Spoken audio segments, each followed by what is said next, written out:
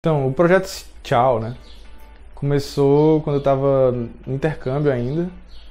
Eu comecei a me inquietar para o meu TCC e procurei o Melo para a gente fazer alguma coisa que envolvesse, a princípio, animação e interação ou com Arduino ou com algum elemento interativo, porque eu achava que tinha tudo a ver com o curso. Eu queria que o meu TCC tivesse essa interatividade, porque desde o começo do curso que a gente vem vendo isso, e apesar de eu estar muito ligado com a área de animação e efeitos visuais, eu não queria que fosse um produto meramente visual. Eu queria que tivesse essa parte interativa e também queria que tivesse uma mensagem por trás.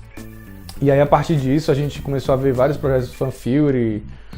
A gente viu uma instalação que foi o grande motor, o grande gatilho para o que levou a ser o que é o Tchau hoje, que foi uma instalação chamada Monkey Business, que é uma instalação que tem um macaco, e esse macaco ele é controlado por uns motores, e ele captura também os movimentos do interator, do artista que está lá, do usuário que está lá, e ele basicamente imita o que a pessoa está fazendo. E aí essa instalação, a grande reflexão dela é quem está controlando quem. É o macaco que está controlando a pessoa que está controlando o macaco, é o macaco que está fazendo a pessoa fazer movimentos para ele poder imitar a pessoa. Então, assim, ele tem essa dialética que foi muito interessante para a gente na época de ter essas ideias, de ver o que seria interessante, de fazer as pessoas refletirem. E eu sou uma pessoa muito ligada com tecnologia, muito ligado com redes sociais, jogos. E sou uma pessoa que, quando uma coisa me pega, eu fico preso realmente nessa coisa. E era sobre essa temática que eu queria falar, de vício e tecnologia, porque tinha a ver comigo, tinha a ver com as minhas inquietações. E a gente queria proporcionar essa experiência de que a pessoa pudesse reconhecer os vícios que ela tem em relação à tecnologia, né? Então, em orientação com o professor Melo, e depois desse gatilho do Monkey Business, a gente pensou em fazer uma instalação na qual a grande reflexão fosse essa. As partes que eu fiquei responsável foram geralmente as partes que tem a ver com a identidade visual e referências gráficas e tudo relacionado à parte mais visual do projeto. Né? Começamos com uma pesquisa de referência e aí a gente pegou outras interações, outros projetos multimídia, instalações que tivessem a ver com projeção, onde você manipulasse um avatar, onde teria uma câmera que lhe leria, onde você se transportaria para aquele mundo que foi criado digitalmente, a fim de realizar determinada tarefa ou um objetivo específico, seja lúdico ou seja mais reflexivo, imersivo. E a gente fez essa listagem de referências e a gente foi começando a cortar, estreitar o que a gente achava que devia se tratar essa instalação, a Tchau. E aí foi da onde eu sugeri o nome Tchau, que é até logo do italiano, e veio de uma expressão, nasceu em Veneza, que é Ciao vostro, que é eu sou o seu escravo. Não significa isso literalmente quando eles dizem, mas é uma maneira de dizer eu estou a seu dispor, né? E a gente pegou essa ideia do tchau, do escravo, de sou seu escravo, para aplicar na nossa instalação, no nosso projeto. Já que se trata do uso da tecnologia, de você ficar atendendo a muitas notificações, a usar o celular por muito tempo, a ficar muito tempo em frente a uma tela, isso acaba lhe tornando um escravo, lhe prendendo. Então é meio que uma saudação, meio que uma ironia, dizendo que eu sou o seu escravo para a tecnologia. Então a gente definiu o nome sendo Tchau, e aí a gente foi atrás do que tinha a ver esse lance do escravo, dos braceletes, das algemas, de como a gente poderia prender a pessoa, o usuário que estivesse brincando, interagindo, experimentando. E aí a gente teve uma pesquisa de referência de braceletes, a gente construiu o nosso protótipo. Ele é baseado em braceletes do tempo dos gladiadores, então a gente tentou usar materiais que fossem recicláveis, baratos, sabe? Esse aspecto grosseiro. Então é um jeans, tem uma argolas de metal onde é preso o gancho, então a pessoa fica presa dessa maneira aqui, ó, na mão. Então tem um trançado no estilo de bracelete de arqueiro, feito com latinha, de anel de latinha. Dentro desse projeto especificamente, além da idealização junto com o professor Melo, eu fiquei mais na parte de estrutura física e na parte do Game Logic, né? Eu também estava muito envolvido com o personagem, acabei entrando nessa parte do personagem, de criar o personagem, de conceber o personagem, de pensar no conceito relacionado ao personagem, mas assim, a parte mais visual estava mais com o Átilo, né? Ele tem mais referências visuais do que eu em relação a isso, então ele conhecia o Bodoni, que veio servir de inspiração pro cenário e para todo o conceito que gira em torno do jogo. E aí a gente fez também a textura do boneco, né? Que é essa colagem, essa montagem para ser uma sucata de tecnologia. Então tem smartphone, tem cabo, tem floppy disk, tem elementos da nossa cultura pop, memes da internet, interfaces, HUDs, várias coisas que tem a ver com tecnologia que deixa a gente preso no nosso dia a dia. Então a gente fez essa montagem e aplicou sobre o esquema do boneco. Fez também os ícones, foram baseados, os ícones que caem no programa, no projeto lá no ambiente virtual.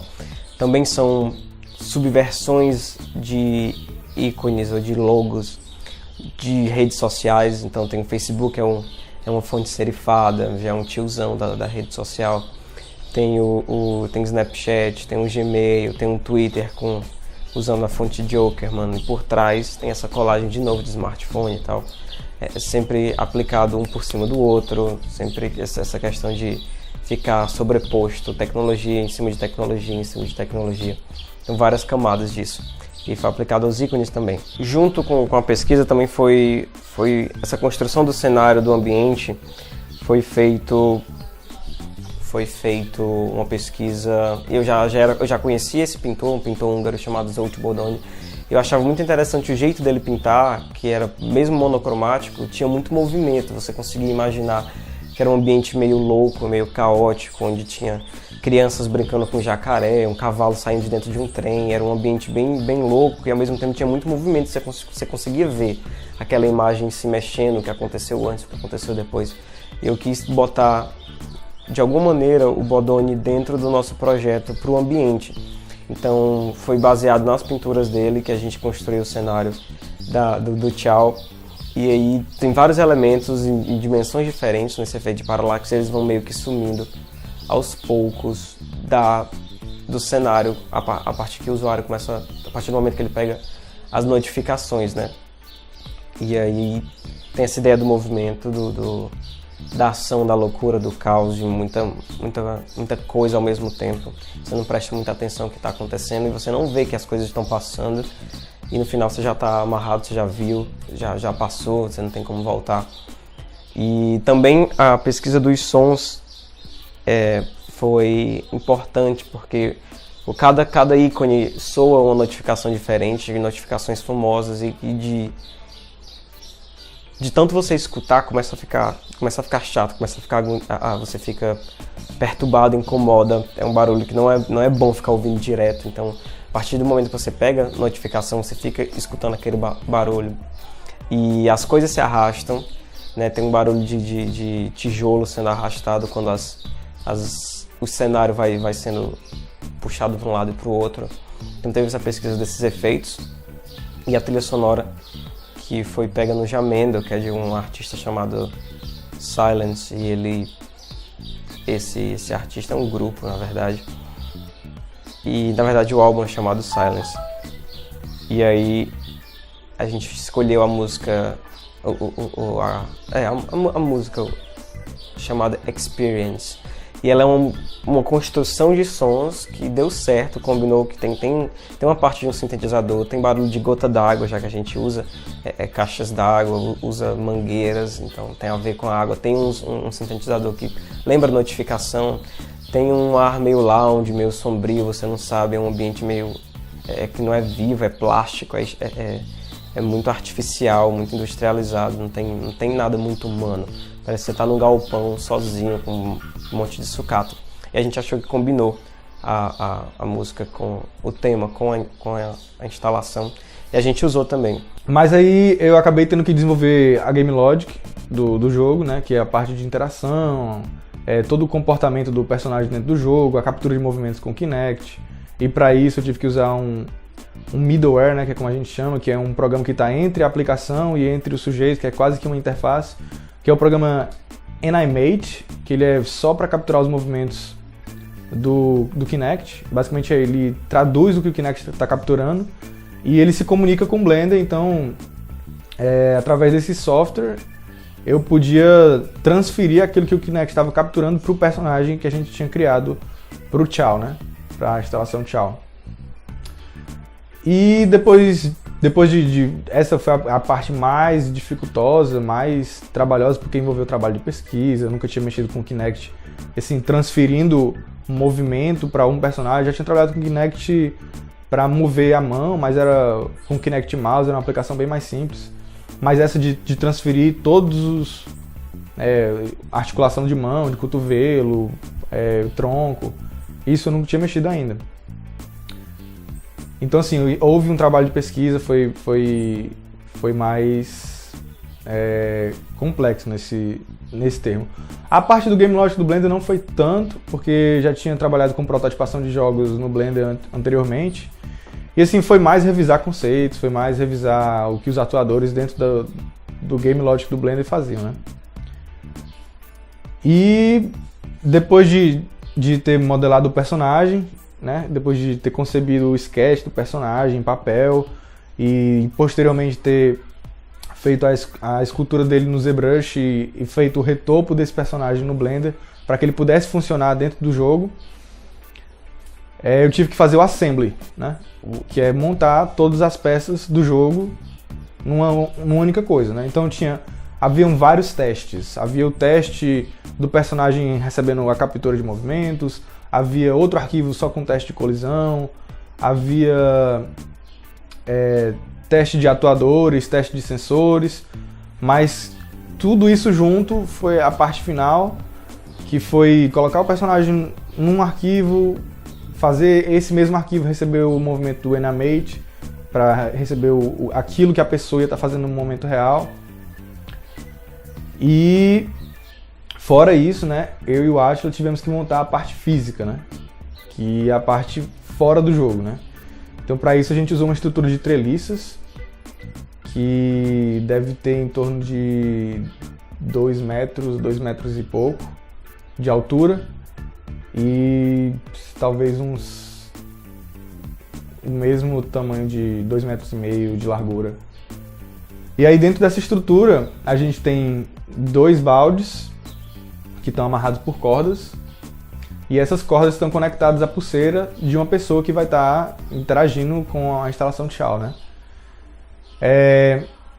Esses baldes recebem água através de mangueiras que estão ligadas a 2 filtros. E esses filtros, ao longo que a pessoa vai interagindo com o personagem do mundo digital, né?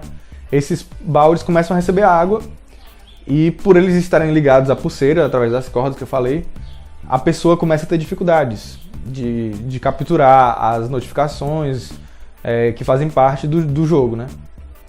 Que não deixa de ser um jogo também. E até que chega o ponto de que os baldes ficam muito pesados e a pessoa não consegue mais capturar nenhuma notificação porque ela está basicamente presa. E essa é a grande mensagem do Chao, né? É de que de tanto você está imerso nessa tecnologia, de tanto você está imerso nesse mundo digital que não é o seu mundo físico, você esquece daquilo que está ao seu redor e você acaba preso nessa tecnologia que antes você acreditava ter controle dela, né? E basicamente é isso. O Chao é uma experiência que deve ter em torno de 1 minuto e meio, mais ou menos. É uma experiência curta, mas é uma experiência bem imersiva. Com o teste que a gente fez, a gente pôde ver que pelo fato de não ter controles, não ter uma interface mais, digamos assim, não ter uma outra interface, né? Porque o programa já é uma interface, mas a interface é o seu próprio corpo. Então, assim, ela acaba sendo bem imersiva, porque para capturar coisas você tem que se mover no mundo real. Então, as pessoas acabam muito acreditando que estão controlando de verdade aquele personagem. Não deixam de estar, né? Mas acreditam talvez até que estão naquele mundo, capturando notificações. E também tem os fatores físicos acontecendo, os braços ficando mais pesados, que dá essa imersividade maior para a instalação. Basicamente é isso. E tchau.